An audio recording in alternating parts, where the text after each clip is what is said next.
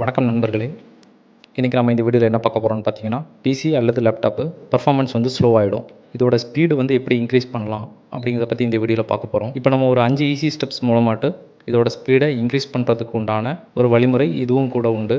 இதை பண்ணுறது மூலமாகவும் பிசி அல்லது லேப்டாப்போட ஸ்பீடை வந்து நீங்கள் இன்க்ரீஸ் பண்ணிக்கலாம்.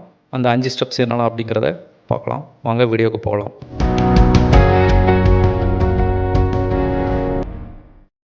விண்டோஸ் பட்டனும் ப்ளஸ் ஆர் இந்த 2 கீயுமே ப்ரெஸ் பண்ணுங்கள்.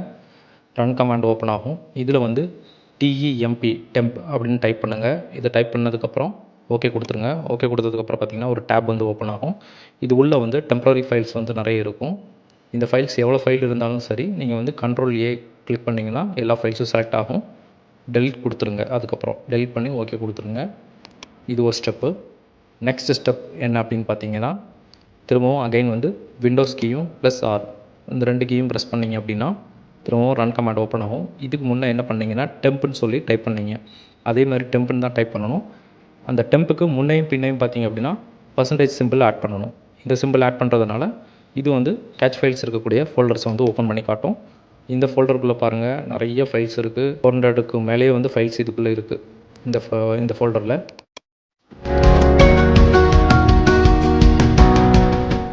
இதோட சைஸும் பார்த்தீங்கன்னா நியர்லி 1 GB கிட்ட இருக்குது. ஸோ இந்த ஃபோல்டரில் இருக்கக்கூடிய ஃபைல்ஸையும் Ctrl+A கிளிக் பண்ணிவிட்டு டெலிட் கொடுத்துட்றோம்.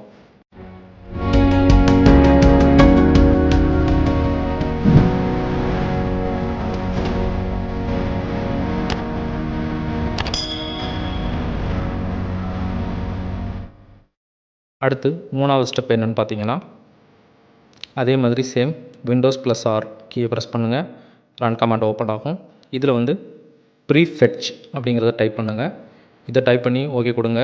இப்போ வந்து ஒரு ஃபோல்டர் ஓப்பன் ஆகும். இந்த ஃபோல்டரில் இருக்கக்கூடிய ஃபைல்ஸ் எவ்வளோ ஃபைல்ஸ் இருக்குதோ அது எல்லாமே Ctrl+A கொடுத்து செலக்ட் பண்ணிவிட்டு டெலிட் பண்ணுங்கள். டெலிட் பண்ணி முடிச்சதுக்கப்புறம் நெக்ஸ்ட் 4th ஸ்டெப்.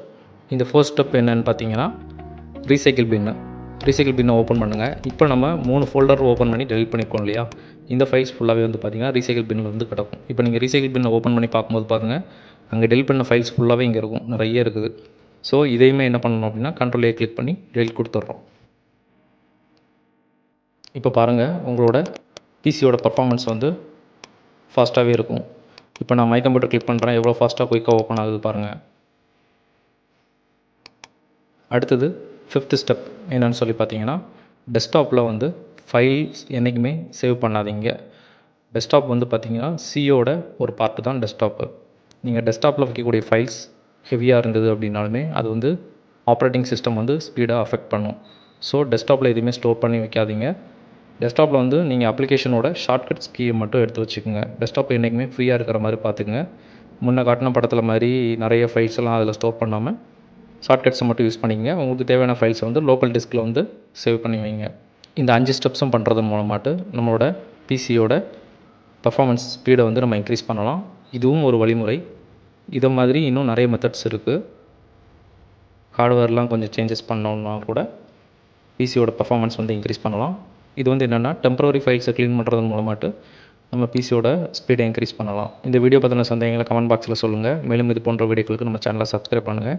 இனி அடுத்த வீடியோவில் சந்திக்கலாம். நன்றி, வணக்கம்.